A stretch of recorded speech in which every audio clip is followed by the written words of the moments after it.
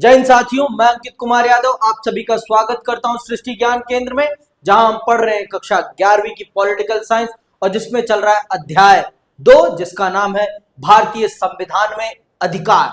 Last class में हमने ये समझ लिया था कि समानता का अधिकार क्या है और मौलिक अधिकारों और सामान्य अधिकारों में क्या अंतर होता है। आज हम चल रहे हैं अपने दूसरे सबसे महत्वपूर्ण मौलिक अधिकार के बारे में जानने, और वो है स्वतंत्रता का अधिकार।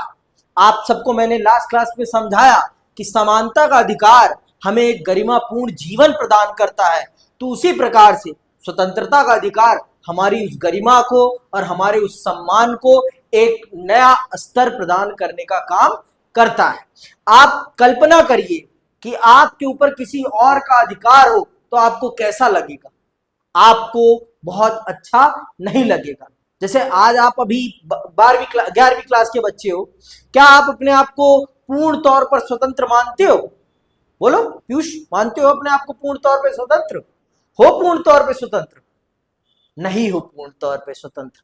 क्यों? क्योंकि अभी भी आप आर्थिक तौर पर किसी और पर निर्भर हैं। आर्थिक तौर पर आप किसी और पर निर्भर हैं, जिस कारण से आप ये नहीं कह सकते कि आप पूर्ण तौर पर स्वतंत्र हैं। पूर्ण तौर पर स्वतंत्र आप नहीं हैं, आप आर्थिक तौर पर निर्भर हैं, तो आप अपने आप को स्वतंत्र अभी नहीं कह सकते। स्वतंत्र वो है जो अपनी इच्छा से जो करना चाहे वो कर सके और दूसरों की स्वतंत्रता का सम्मान करते हुए। स्वतंत्रता का ये कदापि अर्थ नहीं है कि आप अपनी स्वतंत्रता का लाभ उठाने के चक्कर में दूसरे की स्वतंत्रता की ऐसी तैसी कर दें। ये नहीं है स्वतंत्रता का अर्थ। स्वतंत्रता का अर्थ है एक अपनी स्वतंत्रता का आनंद उठाते हुए दूसरी की स्वतंत्रता का भी सम्मान करना, इसे कहते हैं स्वतंत्रता। समझ में आई बात? स्वतंत्रता की अपनी एक सीमा है, हर अधिकार की अपनी एक सीमा है, ये बात जान लो। हर अधिकार की अपनी एक सीमा है, उस सीमा से बाहर जाकर आप उस अधिकार को एंजॉय नहीं कर सकते। तो चलिए डिटेल से समझते हैं कि स्वतंत्रता का अधिकार क्या कहता है और ये हमारे जीवन को किस प्रकार से एक बेहतर जीवन बनाने का काम करता है। अनुच्छेद 21 पढ़ते हैं पहले हम। अनुच्छेद 21 क्या कहता है? जीवन और दैहिक स्वतंत्रता का संरक्षण। जीवन और दैहिक स्वतंत्रता, जीवन की स्वतंत्रता और दैहिक शारीरिक स्वतंत्रता। दैहिक मतलब शारीरिक स्वतंत्रता, कि हम कैद में नहीं है, हम कहीं बाहर नहीं, हम अपने अनुसार अपने शरीर का प्रयोग कर रहे हैं। किसी व्यक्ति को उसके प्राण या दैहिक स्वतंत्रता से विधि द्वारा स्थापित प्रक्रिया के अनुसार ही वंचित किया जाएगा, अन्यथा नहीं। हमारी दैहिक और जीवन की स्वतंत्रता को विधि द्वारा निर्धारित कानून के अंतर्गत ही हमसे छीना जा सकता है, नहीं तो नहीं। समझ में आई बात? भारतीय संविधान ने यह प्रावधान किया हुआ है कि किसी भी व्यक्ति को बेवजह जेल में नहीं रखा जा सकता। मचल लालूम याद आ जाना चाहिए। मचल लालूम की स्वतंत्रता को बाधित किया गया है कि नहीं किया गया है? किया गया है। उसके जीवन के 56 साल बर्बाद कर दिए गए, सिर्फ किस लिए? क्योंकि उसे अपने अधिकार पता नहीं थे। उसे अपने अधिकार पता नहीं थे कि उसके पास ये अधिकार है कि उस पर लगाए गए आरोपों को न्यायालय में सिद्ध किया जाए और उसे अपनी स्वतंत्रता को डिफेंड करने का अधिकार है। उसे ये पता नहीं था, जिस कारण से वो 56 वर्ष अपने जीवन के जेल में बिताता है। समझ में आई बात? और एक छोटे से अपराध के लिए। तो भारत का संविधान ये स्पष्ट तौर पर कहता है कि किसी भी व्यक्ति की स्वतंत्रता बिना किसी कारण के नहीं छीनी जा सकती है। तो यहां पर उसी बात को आपको स्पष्ट तौर पर चल रहा हूं मैं बता दें कि एक व्यक्ति की स्वतंत्रता किन अवस्थाओं में उससे छीनी जा सकती है।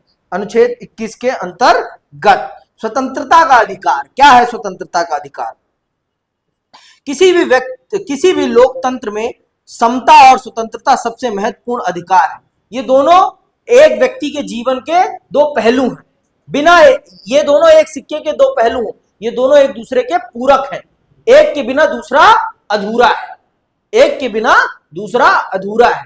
आप ये कहें कि आप समानता देंगे स्वतंत्रता नहीं, तो संभव ही नहीं है। आपको दोनों ही देनी पड़ेगी, तभी स्वतंत्रता और समानता सिद्ध हो पाएंगी। समझ में आई बात? एक से एक को देकर दूसरे को नहीं देना, ऐसा नहीं कह सकते कि हम एक तो देंगे पर दूसरा नहीं देंगे। समझ? नहीं तो जीवन अधूरा रह जाएगा। कह रहा हूं ना मैं, ये दोनों एक दूसरे के, एक सिक्के के दो पहलू हैं। एक सिक्के के दो पहलू हैं। कौन? स्वतंत्रता और समानता। समझ में आई बात? आगे सुनो। इनमें से एक के बिना दूसरे की कल्पना नहीं की जा सकती। स्वतंत्रता का अर्थ है चिंतन, अभिव्यक्ति और कार्य करने की स्वतंत्रता। चिंतन मतलब सोचने की स्वतंत्रता, अभिव्यक्ति मतलब कुछ भी बोलने, लिखने और पढ़ने और करने की स्वतंत्रता।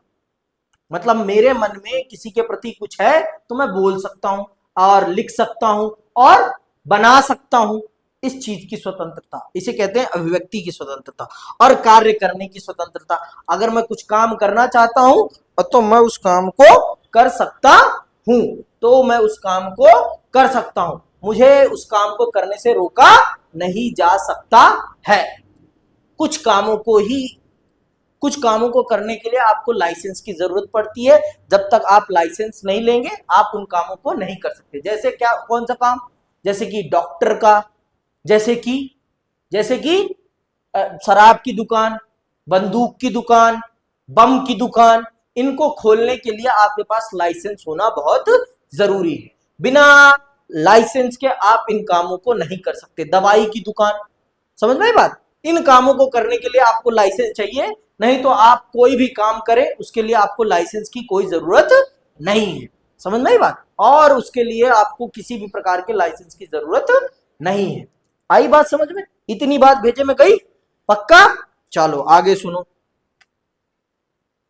लेकिन स्वतंत्रता का अर्थ नहीं है कि हम जैसा चाहें वैसा करने लगे। यदि ऐसा करने की इजाजत दे दी जाए तो बहुत सारे लोग अपनी स्वतंत्रता का आनंद उठाने से वंचित हो जाएंगे। मैंने बताया ना आपको कि आप अपनी स्वतंत्रता का आनंद उठाने के चक्कर में फिर आप दूसरे की स्वतंत्रता की ऐसी तैसी कर देंगे। इसीलिए स्वतंत्रता को एक बाउंड्री में रखना बहुत जरूरी है, नहीं तो आप अपनी इंजॉयमेंट के चक्कर में दूसरे की स्वतंत्रता की ऐसी तैसी करके निकल जाएंगे। भाई आपके पास जितना आनंद भोगने का अधिकार है उतना ही दूसरे के पास भी है। आप अपने आनंद के चक्कर में दूसरे के ऊपर बियर, दारू नहीं फेंक सकते, थूक नहीं सकते कि आपके पास स्वतंत्रता है तो कहीं भी आप खड़े होकर खोल के खड़े हो जाओगे। समझ रहे हो ना? आपको आपकी स्वतंत्रता एक सीमित है। अगर आप किसी और की स्वतंत्रता में दखल अंदाजी करेंगे तो आपके ऊपर दंडनीय कार्रवाई की जाएगी। आपके साथ फिर दंडनीय कार्रवाई की जाएगी। समझ में आई बात कि नहीं आई अभी? पक्का? तो ये बात आप समझ लीजिए कि जीवन में आप अपनी स्वतंत्रता का आनंद उठाएं, परंतु इस शर्त पर कि आप दूसरे की स्वतंत्रता का हनन नहीं करेंगे। समझ में आई बात? ये बात जान लो और इसे अपने मस्तिष्क में डाल लो कि स्वतंत्रता का कदापि ये अर्थ नहीं है कि आप अपनी स्वतंत्रता का आनंद उठाने के चक्कर में दूसरे की स्वतंत्रता की ऐसी तैसी कर दें। और अगर आपने दूसरे की स्वतंत्रता की ऐसी तैसी करी तो कानून आपकी ऐसी तैसी करने में समय नहीं लगाएगा। क्यों? क्योंकि आप भी किसी के मौलिक अधिकार का उल्लंघन कर रहे हैं, और मौलिक अधिकार का उल्लंघन करने का मतलब क्या है? भारतीय संविधान से पंगा लेना। समझ में आई बात? भारतीय संविधान से और भारत की सर्वोच्च न्यायालय से पंगा लेना है। समझ में आ गई बात इतनी सी कि नहीं आई? पक्का? चलो फिर आगे सुनो। ठीक है। अंततः स्वतंत्रता को इस प्रकार परिभाषित किया जाता है कि बिना किसी अन्य की स्वतंत्रता को नुकसान पहुंचाए और बिना कानून व्यवस्था को ठेस पहुंचाए प्रत्येक व्यक्ति अपनी अपनी स्वतंत्रता का आनंद ले सके। तो यह है स्वतंत्रता का वास्तविक अर्थ। स्वतंत्रता का वास्तविक अर्थ क्या है? बिना किसी और अन्य की स्वतंत्रता में किसी भी प्रकार की दखल अंदाजी किए अपनी स्वतंत्रता का आप कानून के अंतर्गत रहते हुए आनंद भोग सकते हैं। तो आप स्वतंत्रता का उल्लंघन नहीं कर रहे। समझ में आई बात। और अगर आपने गलती से किसी और की स्वतंत्रता में दखल अंदाजी कर दी और किसी और, फिर अगर आपने कानून व्यवस्था के विपरीत जाकर अपनी स्वतंत्रता का लाभ उठाने की कोशिश करी, तो फिर आपकी जो ऐसी तैसी होगी उसकी कल्पना आपके अलावा और कोई नहीं कर सकता। समझ में आई बात। आपके अलावा कोई और नहीं कर सकता। ये बात आप बखूबी जान लें और समझ लें। ठीक है, आगे चले। जीवन और व्यक्तिगत स्वतंत्रता का अधिकार। क्या है जीवन और व्यक्तिगत स्वतंत्रता का अधिकार? सुनना बहुत ध्यान से। स्वतंत्रता के सबसे महत्वपूर्ण अधिकारों में जीवन और व्यक्तिगत स्वतंत्रता का अधिकार है। किसी भी नागरिक को कानून द्वारा निर्धारित प्रक्रिया का पालन किए बिना उसके जीवन और व्यक्तिगत स्वतंत्रता से वंचित नहीं किया जा सकता। समझ में आई बात। आपको बेवजह आपके जीवन से और आपकी व्यक्तिगत स्वतंत्रता से आपको वंचित नहीं किया जा सकता। मतलब बिना वजह आपकी जान नहीं ली जा सकती, बिना वजह आपको जेल नहीं डाला जा सकता, आपकी व्यक्तिगत स्वतंत्रता में दखल अंदाजी नहीं की जा सकती। अभी देखो, अब आप अपने घर में कुछ भी करें, बम बनाने को छोड़कर, हत्या करने को छोड़कर आप कुछ भी करें, कोई भी उसमें दखल अंदाजी करने नहीं आएगा। समझ में आई बात। कोई उसमें दखल अंदाजी करने नहीं आएगा। समझ में आई बात। लेकिन अगर आप पर किसी को शक होता है कि आप कुछ ऐसा कर रहे हैं जिससे कि औरों की जान को खतरा है, तो फिर आपकी व्यक्तिगत स्वतंत्रता को आपसे छीना जा सकता है। मतलब सुनो, समझो, इसको समझ नहीं पाए ना अभी। मान लो आप अपने घर में पार्टी कर रहे हो अकेले, लेकिन इससे किसी को नुकसान नहीं पहुंच रहा है, तो फिर आपकी इस व्यक्तिगत स्वतंत्रता में कोई दखल अंदाजी नहीं कर सकता, क्योंकि आप कानून में रहते हुए अपनी स्वतंत्रता का आनंद उठा रहे हैं। परंतु आप अपने घर में ही कुछ ऐसा कर रहे हैं जो कानून के अंतर्गत नहीं आता, तो फिर यहां पर आपकी व्यक्तिगत स्वतंत्रता नहीं रह जाएगी। क्यों? क्योंकि आपके द्वारा किए जाने वाले काम से दूसरों पर असर पड़ रहा है। भाई आप पार्टी ही कर रहे हो, मान लो आप पार्टी कर रहे हो। अब मान लो आप पार्टी अपनी 10 बजे के बाद कर रहे हो, 10 PM के बाद। अब 10 PM के बाद टाइम क्या है भाई? सोने का है। और आप बूफर चला रहे हो, बम बम बम बम बम बम बम बम बम बम। अब आपके कारण, आपकी इस व्यक्तिगत स्वतंत्रता के कारण दूसरों को तकलीफ हो रही है कि नहीं हो रही है? तो अब आपकी इस व्यक्तिगत स्वतंत्रता की ऐसी तैसी की जा सकती है कि नहीं की जा सकती? क्यों? क्योंकि आप दूसरों की व्यक्तिगत स्वतंत्रता को खराब कर रहे हैं, दूसरों की व्यक्तिगत स्वतंत्रता की ऐसी तैसी कर रहे हैं, जिस कारण से आपके ऊपर कानूनी कार्रवाई कराई जा सकती है। समझ में आई बात कि नहीं आई? अब भी पक्का?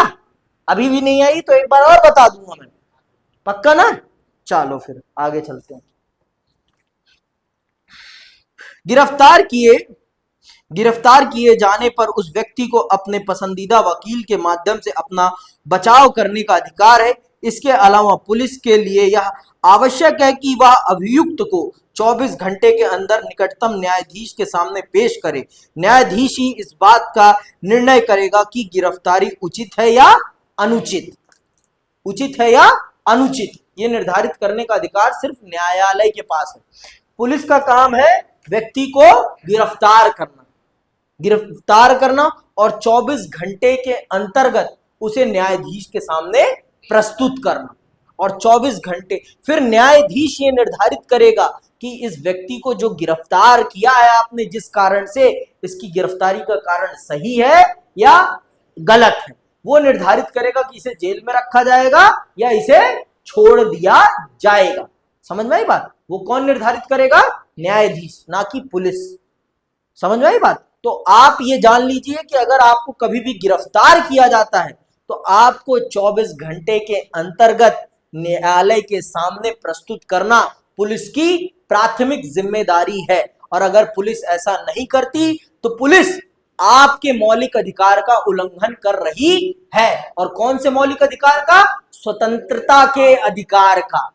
तो आप उसके खिलाफ उल्टा केस फाइल कर सकते हैं अदालत में। समझ में आई बात? तो ये बहुत ही महत्वपूर्ण बात है, आप सब भी ये जान लीजिए, ये बहुत ही महत्वपूर्ण बात है और इस बात का आप सबको पता होना बहुत जरूरी है, क्योंकि ये आपके मौलिक अधिकारों से संबंधित विषय है।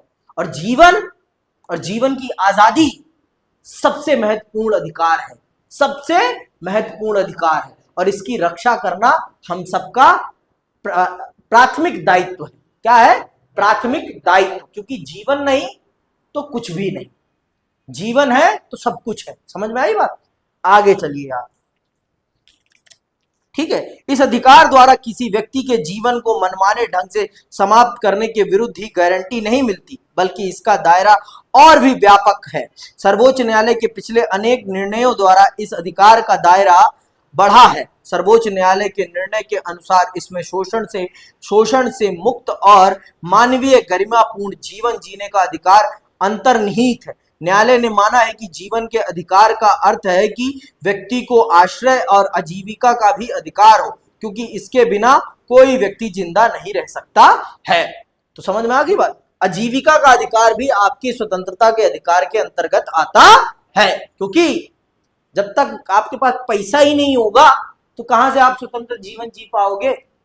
स्वतंत्र जीवन जीना है तो आपकी जेब में पैसा होना बहुत जरूरी है। तो ये सरकार की जिम्मेदारी है कि इस देश में रह रहे हर नागरिक को नौकरी दिलाए, क्योंकि ये हमारा मौलिक अधिकार है और मौलिक अधिकारों को लागू करना भारत सरकार का परम कर्तव्य है। भारत सरकार को इसे पूरा ही करना पड़ेगा। इस देश के हर नागरिक को आजीविका का अवसर मिले, ये सुनिश्चित करना भारत सरकार की सबसे बड़ी ड्यूटी है। ये आप सब जान लें। तो अगर सरकार से आप नौकरी मांग रहे हैं तो आप कदापि गलत काम नहीं कर रहे हैं, क्योंकि सरकार की ये जिम्मेदारी है कि वो आपको आजीविका के अवसर उपलब्ध कराए। समझ में आई बात? ये उसकी मौलिक जिम्मेदारी है। ठीक, आगे सुनो। अब आते हैं निवारक नजरबंदी पर। यह भारतीय संविधान में स्वतंत्रता के अधिकार पर सबसे बड़ा कांटा है। इसे हम मानते हैं कि यह स्वतंत्रता के अधिकार का सबसे बड़ा कांटा है। यह स्वतंत्रता के अधिकार को सबसे ज्यादा छलनी करता है। इस अधिकार के अंतर्गत पुलिस हमारी आजादी को हमसे 3 महीने के लिए छीन सकती है, बिना किसी कारण के, शक के बिना पर। अगर उसे शक है कि पीयूष आने वाले समय में यहां पर कुछ गलत करने वाला है, पीयूष को पुलिस गिरफ्तार कर सकती है और 3 महीने तक बिना न्यायालय के सामने प्रस्तुत किए उसे जेल में रख सकती है।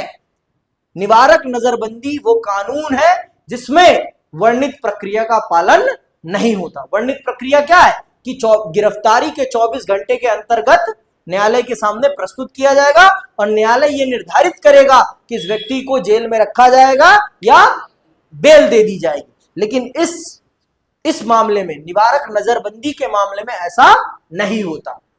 इस मामले में क्या होता है कि व्यक्ति को शक के बिना पर गिरफ्तार कर लिया जाता है और उसे न्यायालय के सामने नहीं प्रस्तुत किया जाता। कब तक? 3 महीने तक। और 3 महीने में आपके साथ क्या हो जाए किसी को कुछ नहीं पता। समझ में आई बात?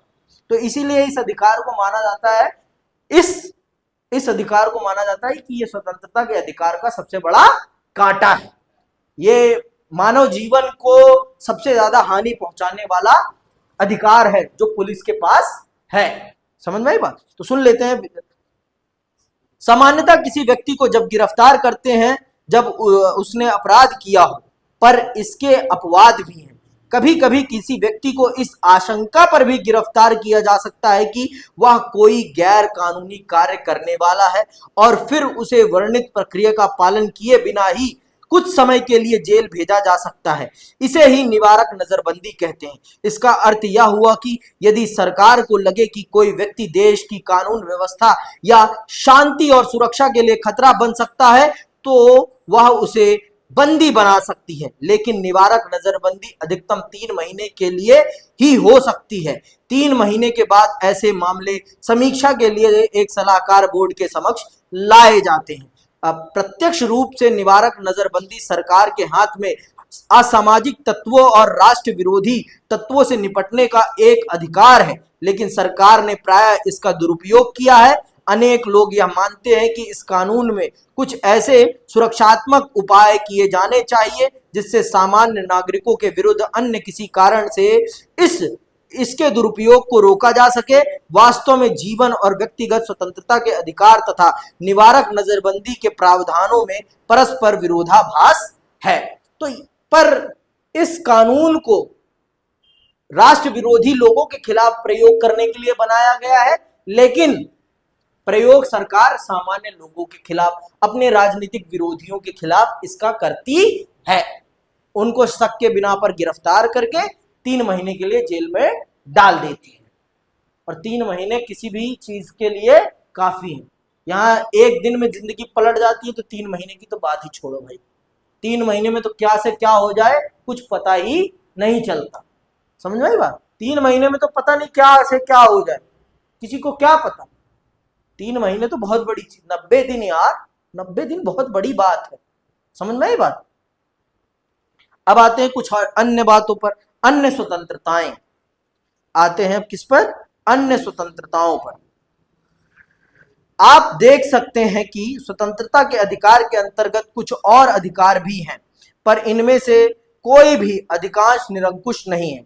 इनमें से प्रत्येक के प्रयोग पर सरकार कुछ प्रतिबंध लगा सकती है। उदाहरण के तौर पर भाषण और अभिव्यक्ति की स्वतंत्रता पर कानून व्यवस्था, शांति और नैतिकता के आधार पर प्रतिबंध लगाए जा सकते हैं। सभा और सम्मेलन करने की स्वतंत्रता का प्रयोग करने पर यह शर्त है कि वह शांतिपूर्ण तथा बिना हथियार के हो। सरकार किसी क्षेत्र में 5 या 5 से अधिक लोगों की सभा पर प्रतिबंध लगा सकती है।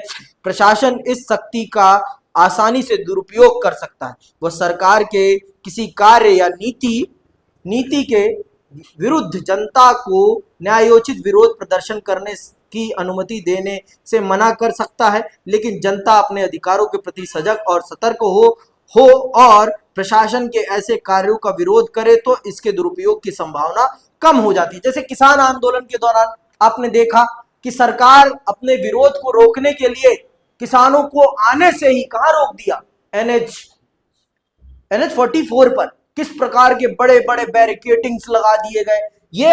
ये बताता है कि सरकार अपने विरोध को रोकने के लिए किस किस प्रकार से क्या क्या कर सकती है।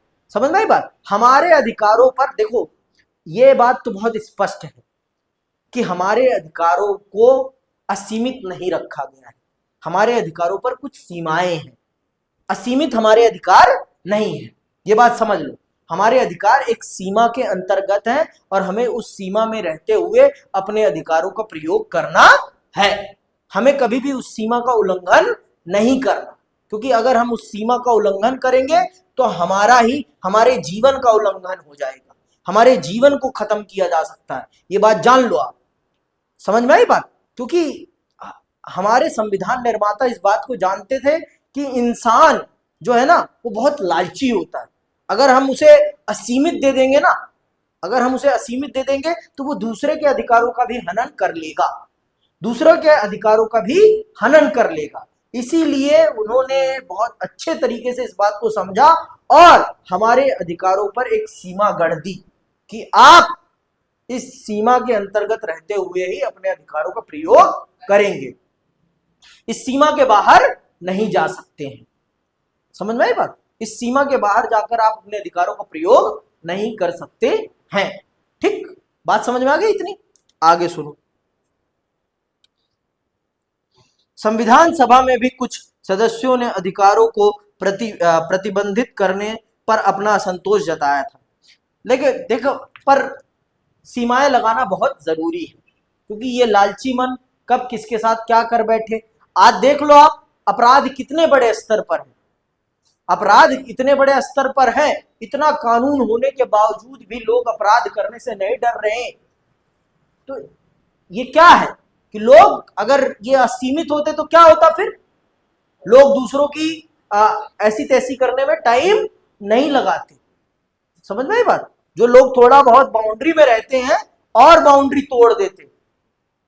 तूने मेरी हत्या की तो मैं भी तेरी हत्या कर दूंगा। तूने मेरे घर में किसी की हत्या की तो मैं तेरी हत्या कर दूंगा। कानून का तो कोई डर ही नहीं रह जाता ना। फिर कानून का डर बनाना है तो समाज में कुछ सीमाएं लगाना बहुत जरूरी है, कुछ बाउंड्रियां खींचना बहुत जरूरी है, जिससे कि समाज एक सीमित, एक सीधे रास्ते पर चल सके, सीधे रास्ते पर चल सके। समझ में आई बात कि नहीं आई अभी भी? आरोपी या अभियुक्त के अधिकार। अब कुछ अधिकार हमारे आरोपियों को भी दिए गए हैं, कुछ अभियुक्तियों अभियुक्तों को दिए गए हैं। मतलब जो आरोपी है और जिसके ऊपर केस हुआ है, जिसके ऊपर केस हुआ है उसे अभियुक्त कहते हैं। उसे क्या कहते हैं? अभियुक्त। आरोपी वो है जिसको सजा हो गई है, जिसको सजा हो गई है वो आरोपी होता है, और जो जिसके ऊपर केस चल रहा है उसे क्या कहते हैं? उसे अभियुक्त कहते हैं। समझ रहे? तो इनके पास भी कुछ अधिकार है, तो वो जान लेते हैं कौन से अधिकार हैं इनके पास। हमारा संविधान इसका भी प्रावधान करता है कि उन लोगों को भी पर्याप्त सुरक्षा मिले जिन पर विभिन्न अपराधों के आरोप हों। हम प्रायः ऐसा विश्वास कर लेते हैं कि जिस पर भी किसी अपराध का आरोप लगता है वह दोषी है, लेकिन जब तक न्यायालय किसी व्यक्ति को किसी अपराध का दोषी नहीं ठहराता तब तक उसे दोषी नहीं माना जा सकता। यह भी जरूरी है कि किसी अपराध के आरोपी को स्वयं को बचाने या समुचित अवसर मिलना चाहिए। न्यायालय में निष्पक्ष मुकदमे के लिए संविधान 3 अधिकारों की व्यवस्था करता है। 3 अधिकारों की व्यवस्था करता है। क्या है वो 3 अधिकार? किसी भी अभियुक्त के पास क्या है वो 3 अधिकार? किसी भी व्यक्ति को एक ही अपराध के लिए एक बार से ज्यादा सजा नहीं मिलेगी। एक ही अपराध की 2-2 सजा नहीं मिल सकती। एक अपराध की एक सजा, एक अपराध की एक सजा, 10 सजाएं नहीं होती। समझ में आई बात? आगे सुनो, दूसरा क्या है? कोई भी कानून किसी भी कार्य को पिछली तारीख से अपराध घोषित नहीं कर सकेगा। समझ में आई बात? मतलब जिस तारीख से उस पर यह आरोप सिद्ध होगा उसी दिन से वो अपराधी होगा, उससे पहले से वो अपराधी नहीं होगा। जिस दिन FIR हुई है ना उस दिन से वो अपराधी नहीं है। जिस दिन उस पर यह आरोप सिद्ध हुआ है कि हाँ इसने ये कुकर्म किया है या ये कुकृत्य किया है, उस दिन से वो अपराधी होगा, ना कि उस दिन से जिस दिन उस पर FIR हुई। समझ में आई बात? जब तक उस पर केस पूरी तरीके से प्रूफ नहीं हो जाता तब तक वो अपराधी नहीं है, तब तक वो अपराधी नहीं है। समझ में आई बात कि नहीं है? ये भी पक्का। तीसरा क्या है? किसी भी व्यक्ति को स्वयं अपने विरुद्ध साक्ष्य देने के लिए नहीं कहा जा सकता है। मैंने ये अपराध किया है तो मुझे ही अपने खिलाफ गवाही देने के लिए मजबूर नहीं किया जा सकता। ये बात जान लो। मैं अपराधी हूं तो मैं ही अपने खिलाफ गवाही दूंगा, इसके लिए मुझे मजबूर नहीं किया जा सकता। ये बात जान लो। मेरे द्वारा दी गई गवाही कभी भी अदालत में मान्य ही नहीं होगी। ये बात समझ लो आप। ये बात आप बहुत अच्छे से समझ लो कि जो अभियुक्त होगा उसके द्वारा दी गई गवाही अदालत में कभी मान्य नहीं होती है। ये बात बहुत अच्छे से जान लो आप।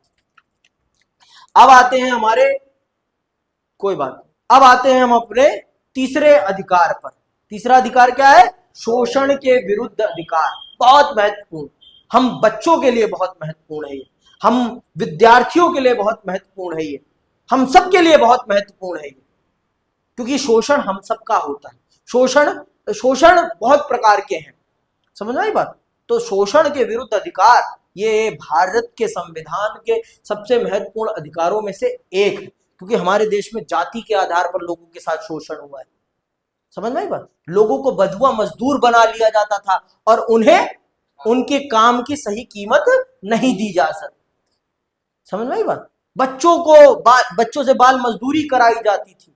महिलाओं के साथ अभद्र तरीके से काम कराया जाता था। तो इन सब से आजादी दिलाने का काम इस अधिकार ने किया है। चलते हैं, पढ़ते हैं और समझते हैं कि क्या है हमारा शोषण के विरुद्ध अधिकार। अपने देश में करोड़ों लोग गरीब, दलित, शोषित और वंचित हैं, या लोगों के द्वारा उनका शोषण हो सकता है। ऐसे शोषण को हम अपने देश में बेगार या बंधुआ मजदूरी के रूप में जानते हैं। इसी प्रकार के कुछ शोषण में लोगों को दास के रूप में खरीदा और बेचा जाता था पहले, ऐसे ही दास के रूप में लोगों को खरीदा और बेचा जाता था। ठीक है। इन दोनों प्रकार के शोषणों पर संविधान प्रतिबंध लगाता है।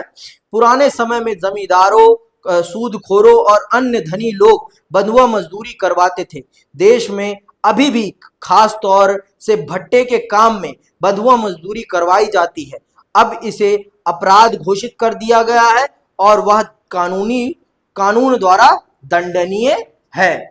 संविधान के अनुसार 14 वर्ष से कम आयु के बच्चे को किसी कारखाने, खदान या अन्य किसी खतरनाक काम में नियोजित नहीं किया जा सकेगा।